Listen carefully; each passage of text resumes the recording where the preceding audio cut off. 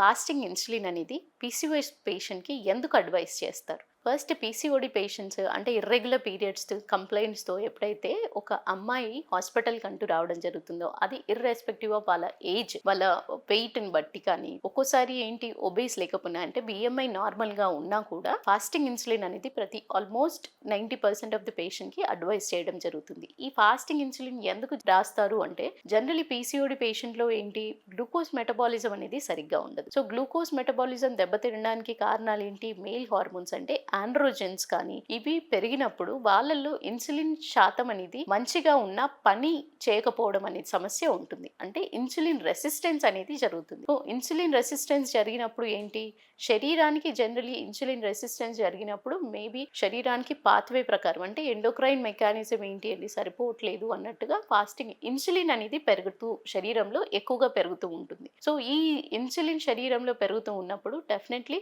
Glucose levels అనేది metabolism సరిగ్గా ఉండదు. సో అలాంటి టైంలో ఏంటి, ఇన్వెస్టిగేషన్స్లో ఫస్ట్ ఇన్సులిన్ లెవెల్స్ శరీరంలో ఎక్కువగా ఉన్నాయా, కరెక్ట్గా ఉందా అనేది తెలుసుకునేది ఫాస్టింగ్. నార్మల్ టెస్టింగ్ కంటే కూడా ఫాస్టింగ్ పరిగడుపున ఇచ్చే ఇన్సులిన్ లెవెల్స్లో మనకి కరెక్ట్ ప్రాబ్లం అనేది తెలియడం జరుగుతుంది. ఫాస్టింగ్ ఇన్సులిన్ ఎవరికైతే ఎక్కువగా ఉంటుందో వాళ్ళకి పీసీఓడి ఎఫెక్ట్స్ అనేది ఎక్కువగా ఉన్నాయని అర్థం. సో మీకు ఫాస్టింగ్ ఇన్సులిన్ అనేది మీ గైనకాలజిస్ట్ సజెస్ట్ చేసినట్టయితే డెఫినెట్గా ఆ టెస్ట్ని చేయించుకొని దాని ప్రకారంగా మెడిసిన్స్ తీసుకున్నట్టయితే ఇన్సులిన్ లెవెల్స్ కంట్రోల్ అయినప్పుడు డెఫినెట్లీ ఒవేరియన్ ఫంక్షన్ అంటే అండాశయాల పనితీరు మంచిగా పెరగడం జరుగుతుంది. మీకు తీసుకునే యాంటీ ఆక్సిడెంట్స్తో పాటు ఈ మెడిసిన్ కూడా ఇన్సులిన్ పనితీరుని పెంచడానికి ఇచ్చే మెడిసిన్స్ కూడా తీసుకున్నప్పుడు చాలా వరకు ఎర్లీగా రికవరీ అవుతుంది. కంట్రోల్ కెపాసిటీ కానీ రెగ్యులర్ పీరియడ్స్ అండాశయాల పనితీరు కూడా డెవలప్మెంట్కి మంచిగా హెల్ప్ అవుతుంది. Thank you.